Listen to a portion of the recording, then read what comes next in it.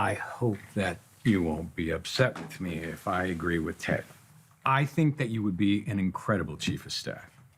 From you, I will take it as a compliment. Because you do not have ulterior motives, haven't known me for several decades, and didn't go behind my back to nominate me. So tell me, why aren't you interested in the position? The bureaucracy of it all is what would drive me over the edge. I became a doctor to work with patients, to help people overcome whatever has been holding them back. Same here, to a certain extent. So when I work with an athlete or a professional dancer who has a potential career-ending injury, if I can find a way to help them back to doing what they love, it feels amazing. But I only work with them on a short basis. You, however, have an ongoing relationship with your patients. And I remember each and every one. Really? Any favorites? No, I can't say that. But I have a few whose courage just leaves me in awe. I'm currently working with a patient who just left the high control group that he just was raised in. High control, you mean as in a cult? He was told what to think, believe, say, do nearly every waking moment of his life. He was convinced at an early age that anyone outside of this group was an agent of the devil, trying to lure him from his one true path. How? I mean, how is it even possible to create a sense of trust with somebody who's been raised like that?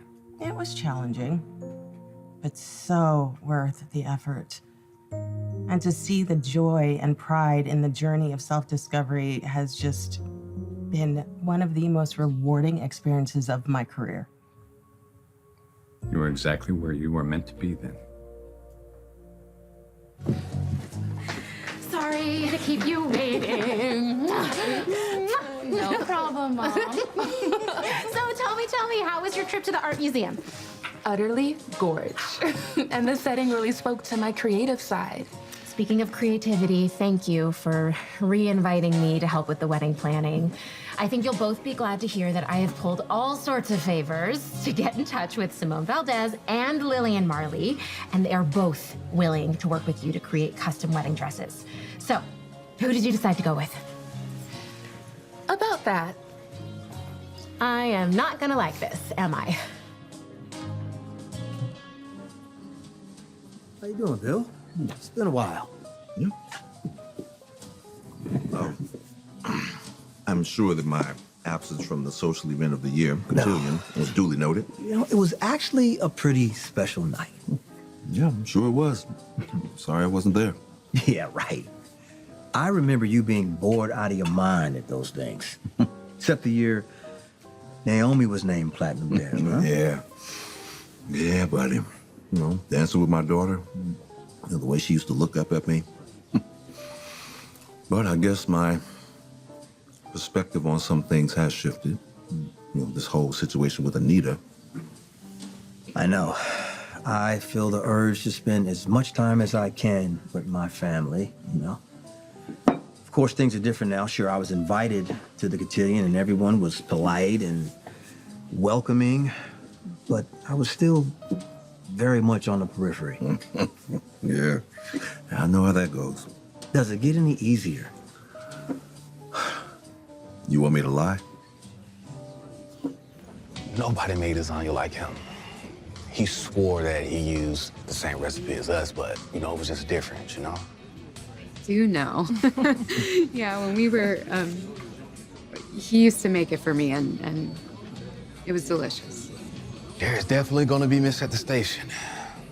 Got a picture of him on the wall, though, to make us feel like he's always with us, watching over us, you know?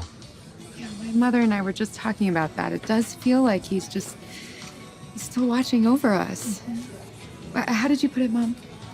It's like he spent his whole life auditioning to be a guardian angel, and he's finally got the job. Yeah. Yeah, you know, he put so much good into this world in the short time he was here. It's hard to know that we're not going to get to see what more he could have done with that huge heart and his endless energy and determination. Yeah. You know, work. sports, trivia, karaoke, friendship, love. Derek, he gave us all that he had to give.